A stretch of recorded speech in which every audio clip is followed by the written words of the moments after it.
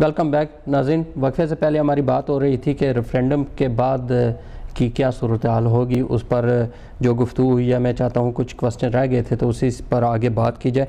علی صاحب آپ بتا رہے تھے بڑے اچھے انداز میں چاہتا ہوں اس کو مکمل کریں تاکہ اس کے بعد ہم نے ایک گیسٹ کو لینا ہے. دیکھیے عابد بھائی کہ ابھی جو ریفرینڈم ہوا نا, ابھی تو میں نے آپ کو اکنامکس بتائی ہیں اس کی بھی بالکل اسمال فریگمنٹس. ابھی آپ دیکھیں کہ آپ کی جو ساورنٹی کا نعرہ لگ رہا تھا نا کہ برٹن کی ساورنٹی نہیں ہے, اور آپ جو ہے وہ جب نان ای یو نیشنز کا ٹریڈ کرتے تھے تو آپ کی کتنی عزت ہوتی تھی, اب وہ عزت آپ کی پڑ گئی ہے کوسچن مارک ہے. There is a question mark right now کہ آپ کس لیول پہ بات کریں گے ان سے.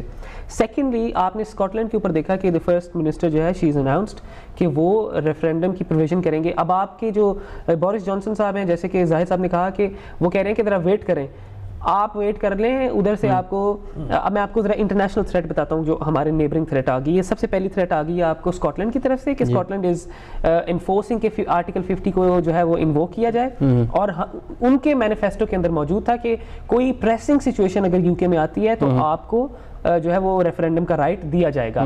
اب وہ ریفرینڈم جو ہے وہ they already started lobbying on that, اور وہ ایکولی انہوں نے آپ کو پتہ ہے کہ یورپین یونین کے ساتھ بھی انہوں نے اپنی نیگوشیشنز اسٹارٹ کر دی ہیں. اس کے بعد ابھی دیکھیں امیڈیٹلی آپ کا پرائم منسٹر جو ہے ہی از ریزائنڈ. اس کی ریمین کی کیمپین اتنی ویک تھی کہ اب وہ اس کو پتہ ہے کہ اس ملک کے ساتھ کیا ہونے والا ہے, اس نے ریزائن کر دیا. اس کے بعد آپ نے دیکھا ہے کہ آپ کو جوناتhan ہل کا پتہ ہوگا جو یورپین یونین میں فائنینشیل سب سے بڑی پوزیشن تھی وہ ہمارے برٹش کی تھی, وہ اس نے بھی ریزائن کر دیا. اس نے یہ کہا کہ اب ایتھیکلی میرے پاس کوئی مورل اتھارٹی نہیں ہے تو میں یہاں پر کام نہیں کروں گا.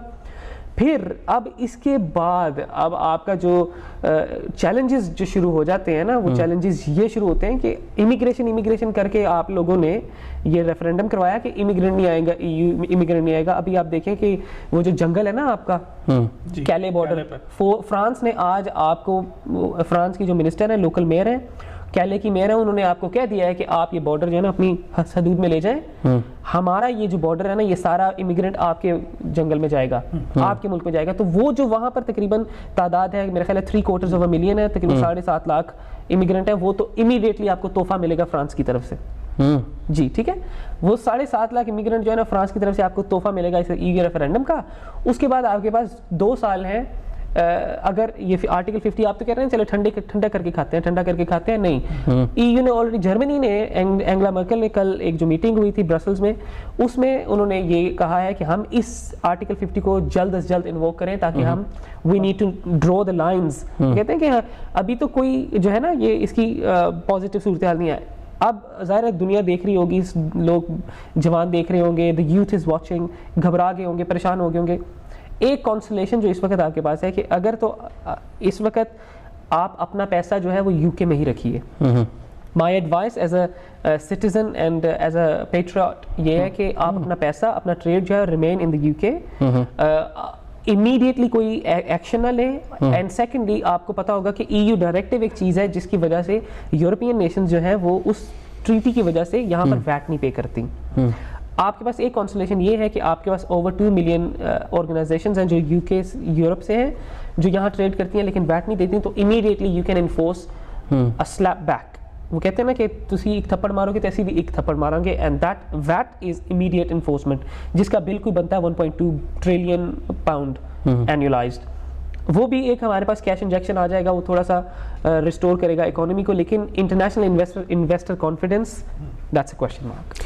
زاہد صاحب یہ علی صاحب نے جس طرح واضح کی ہیں چیزیں, اگر الیکشن سے پہلے اس طرح اگر بتایا دیا جاتا ووٹرز کو تو کیا ہے لائک وہ چینجنگ نہ آتی؟ دیکھیں ایک یہی تو ایک ہم بات کرتے ہیں. دیکھیں ویسٹ مڈ لینڈ جو ہے وہ ایک ہاٹ لینڈ تھی لیبر کی, جس میں سے ہمارے ممبران پارلیمنٹ کی اکثریت جو ہے وہ وہاں بیٹھی ہوئی ہے, اور ویسٹ مڈ لینڈ نے ہی جو ہے وہ لیو کا ووٹ دیا ہے. سارے ویسٹ مڈ لینڈ نے, آپ یہاں سے شروع ہو جائیں, برمنگم سے شروع ہو جائیں, واسلز کے لے لیں, وولورہمپٹن کو لے لیں, نوٹنگم کو لے لیں, شیفیلڈ کو لے لیں, یہ سارے ریمین ہے ادھر سے چلتے چلے جائیں. اور یہ سارا تو اس کا مطلب یہ ہے کہ یہ جو لیبر، کیونکہ ذمہ داری اس لیے لیبر کی تھی کہ یہ وہاں کی پبلک کو ریپریزنٹ کر رہے تھے نا جنرل الیکشن کے بعد سے، تو اب اس کا مطلب یہ ہے کہ انہوں نے جو اپنا کیس ہے وہ صحیح طریقے سے پورٹریٹ نہیں کیا along with all facts and figure. اور یہ جو بات ہم بیٹھے اس وقت بھی کہی تھی،